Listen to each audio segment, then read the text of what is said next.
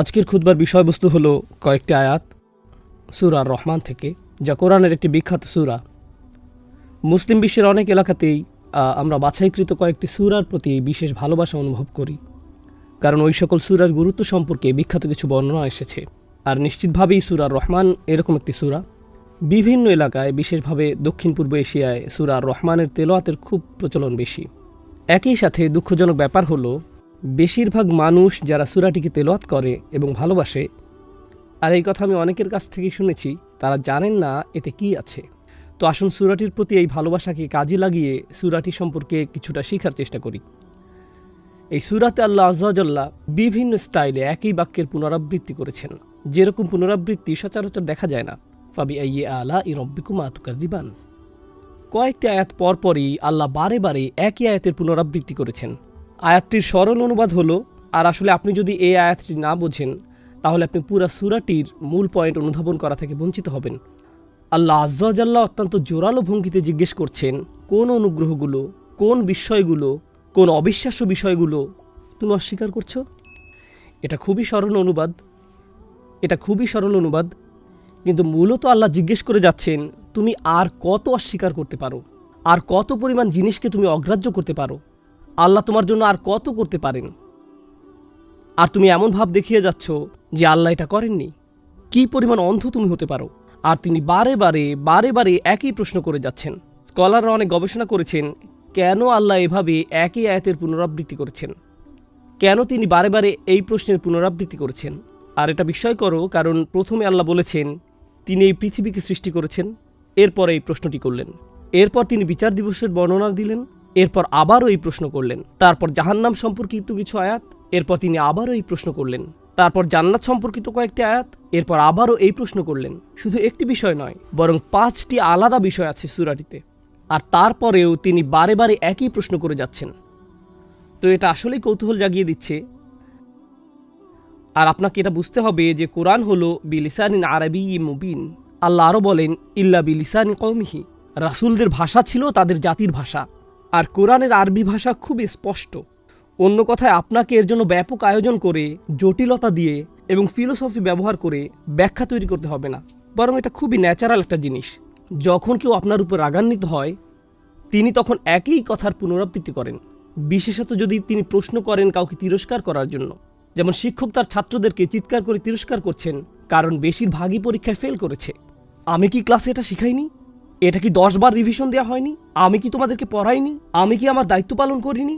অন্য কথায়, যখন একজন শিক্ষক এই প্রশ্নগুলো পুনরাবৃত্তি করেন, এটা এমন ভাব প্রকাশ করে, আমি আমার সাধ্যমতো সব কিছু করেছি, তোমরা কেন তোমাদের অংশ পালন করনি? আর যত বেশি তিনি পুনরাবৃত্তি করছেন, এটা তত বেশি তার রাগান্বিত হওয়ার মাত্রা প্রকাশ করছে। আর প্রকাশ করছে কতটা ক্ষুব্ধ তিনি তাদের উপর, যারা তার প্রচেষ্টার অবমূল্যায়ন করেছে, যিনি তার সাধ্যমতো সব কিছু করেছেন প্রত্যেক ছাত্রের জন্য। যদি তোমাদের কোনো প্রশ্ন থাকে, সেজন্য আমি ক্লাসের পরেও থেকেছি, তারপরেও তোমরা ফেল করেছো, তারপরেও তোমরা অকৃতকার্য হয়েছ। আল্লাহ আযজা ওয়া জাল্লা এত বেশি রাগান্বিত এই সূরাতে। তারপরও চমৎকার ব্যাপার হলো, তিনি তার কোন নাম দিয়ে শুরু করেছেন? আর রহমান। কারণ তিনি যদি আর রহমান না হতেন, তাহলে যে কেউ তাকে এতটা রাগান্বিত করার পর তার অস্তিত্বই আর খুঁজে পাওয়া যেত না, সে ইতিমধ্যেই আল্লাহর শাস্তির মধ্যে থাকত। তো সূরাটির মূল পয়েন্ট হলো, আমি এবং আপনি, অন্য কথায় গোটা মানবজাতি আল্লাহকে অত্যন্ত রাগান্বিত করেছে। আল্লাহ মানবজাতির উপর অত্যন্ত অসন্তুষ্ট। আর একমাত্র কারণ যে জন্য আল্লাহ তাদের প্রাপ্য শাস্তি দিচ্ছেন না, কারণ তিনি আর রহমান। সরাসরি গোটা মানবজাতি নয়, বরং বিশেষভাবে যারা সরাসরি রাসূলুল্লাহ সাল্লাল্লাহু আলাইহি ওয়াসাল্লামের শ্রোতা। তো আসুন প্রথম উদাহরণটি বুঝি। যদিও এই আয়াতগুলো আজকে আপনাদের সাথে শেয়ার করতে চাইছি না, কিন্তু এর মাধ্যমে আমি প্রেক্ষাপট তৈরি করতে চাই সেই আয়াতগুলোর জন্য যা আজকের আলোচ্য বিষয়। এবং অনেকের মতে ততদিনে কোরআন নাজিলের প্রায় 1 দশক পার হয়ে গেছে। 10 বছর ধরে রাসূলুল্লাহ সাল্লাল্লাহু আলাইহি ওয়াসাল্লাম মক্কার মানুষের কাছে কোরআন পাঠ করেছেন, আর তারপর এসেছে সূরা আর রহমান। তো মক্কি যুগের দীর্ঘ সময় পার হয়ে যাওয়ার পর এই সূরা নাজিল হয়। আশা করি আপনারা অনুধাবন করবেন যা ঘটেছিল। ওমা আরসালনাকা ইল্লা রাহমাতাল লিল আলামিন। আল্লাহ তার রাসূলকে এটা ছাড়া অন্য কোনো কারণে পাঠাননি যে রাসূল হবেন সকল জাতি এবং সকল মানুষের প্রতি ভালোবাসাপূর্ণ। হুয়াল্লাযী বাআসা ফিল উম্মিয়িনা রাসূলা। নিরক্ষরদের মাঝে, এই আরবদের মাঝে যাদের কোনো সভ্যতা ছিল না, তাদের বিশাল কোনো স্থাপত্য ছিল না, তাদের বিশাল কোনো সেনাবাহিনী ছিল না, তাদের বড় কোনো অর্জন ছিল না, পৃথিবীর বিবেচনায় তাদের কোনো স্থান ছিল না। আর আল্লাহ সিদ্ধান্ত নিলেন তার সর্বশ্রেষ্ঠ রাসূলকে তাদের মাঝে পাঠাতে। প্রসঙ্গক্রমে পৃথিবীর উন্নতির দিক থেকে হয়তো তারা বড় কিছু না, তাহলে হয়তো তারা আধ্যাত্মিক দিক থেকে ভালো ছিল, হয়তো তারা আল্লাহর ইবাদত করত, অথবা ইবাদতে তাদের একনিষ্ঠতা প্রমাণ করেছিল, কিন্তু না, তারা শিরকেও লিপ্ত ছিল। তো পার্থিব দিক থেকে তারা ছিল সবচেয়ে পিছিয়ে এবং আধ্যাত্মিক দিক থেকেও তারা ছিল সবচেয়ে পিছিয়ে। আর সবচেয়ে পিছিয়ে থাকা পরের কথা, ভারত, চীন অথবা অন্যান্য জায়গায় আপনি পাবেন হিন্দু মন্দির, বৌদ্ধ মন্দির, এই জাতীয় জিনিস। এখানে আপনি পেলেন আল্লাহর ঘর, যা বানিয়েছিলেন ইব্রাহিম আলাইহিস সালাম। ঘরটি পরিণত হলো মন্দিরে। এটা অন্য এলাকায় করা শিরকের চেয়েও অনেক বেশি মারাত্মক অপরাধ।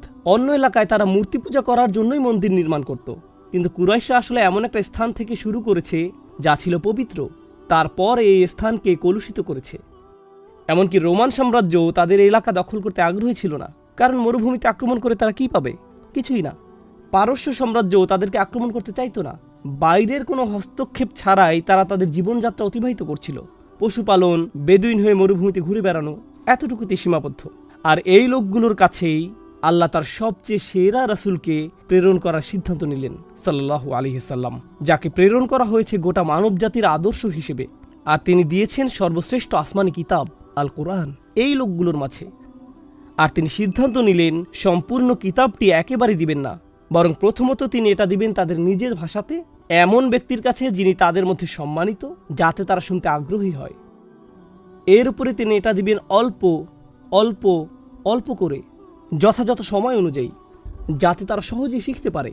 ভালো শিক্ষা ব্যবস্থায় আপনার প্রয়োজন ভালো শিক্ষক, আপনার প্রয়োজন ভালো পাঠ্যসূচি, রাইট?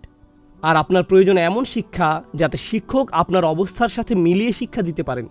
এই সবগুলোই কুরাইশদের সাথে পারফেক্টভাবে মিলে যায়। এর চেয়ে ভালো শিক্ষক আপনি পাবেন না। ইন্নামা বুইসু মুআল্লিমান, আমাকে পাঠানো হয়েছে শিক্ষক হিসেবে। তারপরে যত শিক্ষক এসেছে তারা সকলে তার শিক্ষা পদ্ধতি দ্বারা অনুপ্রাণিত। আপনি আল্লাহর বাণীর চেয়ে ভালো পাঠ্যসূচি পাবেন না। এর চেয়ে ভালো কোনো কিছু নেই যা আপনার প্রয়োজন পূরণ করতে পারে, কারণ তিনিই আপনাকে সৃষ্টি করেছেন, তিনিই আপনার জন্য এই ইনস্ট্রাকশন পাঠিয়েছেন। আলা ইয়ালামু মান খালাক। তো সারা পৃথিবীর মধ্যে তাদের হওয়া উচিত ছিল সবচেয়ে কৃতজ্ঞ, কারণ এই কোরআন তাদের কাছে এসেছে, এই উপহার তাদের কাছে এসেছে। আর এই 10 বছর ধরে তারা কি করেছে? তারা এই নবীর সাথে উপহাস করেছে, এমনকি তাকে তারা নির্যাতন করতে, আঘাত করতে চেয়েছিল। তারা কোরআনকে অবজ্ঞা করেছে, আল্লাহর দেয়া এই শিক্ষাকে উপেক্ষা করেছে। আর এ কারণেই আল্লাহর নবীর সাথে যেহেতু তারা এমন করলো, আল্লাহর কিতাবের সাথে যেহেতু তারা এমন করলো, আল্লাহর অধিকার আছে শাস্তি প্রদান করার। এমন নয় যে তিনি আগে কাউকে শাস্তি দেননি, কিন্তু তিনি তাদের সাথে এরকম করলেন না। তারপর তারা বলল, তুমি আমাদের বলেই যাচ্ছ নুহের জাতি বন্যায় ধ্বংস হয়েছিল, লুতের জাতির উপর আকাশ থেকে আগুন বৃষ্টি হয়েছিল, অমুক জাতিকে প্রবল বাতাস এসে ধ্বংস করেছে, অমুক জাতির মধ্যে ভূমিকম্প হয়েছে, তাহলে আমাদেরকে শাস্তি দিচ্ছ না কেন? আমরা তোমাকে এই বিষয়ে বলতে শুনেছি বহু বছর ধরে, আমরা বারবার এই গল্পগুলো শুনে যাচ্ছি, নিয়ে আসো দেখি। ইস্তাজিলুনাকা বিল আযাব, কুরআনে এমনটাই উল্লেখ করা আছে। তারা বলছে দ্রুত করো, নিয়ে আসো, তাড়াতাড়ি আযাব আনো, তাড়াতাড়ি নিয়ে আসো, প্রক্রিয়াটাকে ত্বরান্বিত করো। আর এর জবাবে আল্লাহ বলছেন, আর রহমান, তোমরা আমাকে যথেষ্ট রাগান্বিত করেছ, তোমরা শাস্তির যোগ্য, কিন্তু আমি হব আর রহমান তোমাদের জন্য। আমি তোমাদের সাথে কথা বলবো ভিন্নভাবে। এটাই আল্লাহর করুণা। এজন্য এটা শেষ আসমানি কিতাব। মুসলিমদেরকে বুঝতে হবে, যখন আগের জাতিগুলো আল্লাহকে অস্বীকার করেছে, তিনি তাদেরকে ধ্বংস করে দিয়েছেন, এই পৃথিবীর বুক থেকে তাদেরকে মুছে দিয়েছেন। কিন্তু এবার আল্লাহ করুণা দেখিয়েছেন, যা তিনি আগের সকল নবীর ইতিহাসে কখনো দেখাননি। রাসূলুল্লাহ সাল্লাল্লাহু আলাইহি সাল্লামকে পাঠানোর মাধ্যমে, আগের সকল গ্রন্থের মধ্যে সবচেয়ে বেশি দয়ায় পরিপূর্ণ গ্রন্থটি পাঠানোর মাধ্যমে। এ যুগে অনেকেই বলে কোরআন হলো বর্বরচিত, এটি উগ্রপন্থী অথবা এটি চরমপন্থী। অনেক মুসলিম কিশোর তরুণেরা যখন আপনি তাদেরকে জিজ্ঞেস করেন কোরআন সম্পর্কে তোমাদের ধারণা কি, তারা বলে এটাতে অনেক শাস্তির কথা আছে, আল্লাহ অনেক রাগান্বিত, বেশিরভাগ জিনিসই হারাম। এই ধারণাই তাদের মাথায়, এই ধারণাই আমরা আমাদের শিশুদের মাথায় দিয়েছি। কিন্তু এই কোরআন এসেছে আগের সকল কিতাবের চেয়ে বেশি দয়াশীলতা নিয়ে। তো আমি চেয়েছি এই প্রেক্ষাপটটি তৈরি করতে। সূরা আর রহমান আসলে কি করেছে? এই লোকদের চেয়ে বেশি আল্লাহ থেকে দূরে যাওয়া সম্ভব নয়, এটাই হলো পয়েন্ট।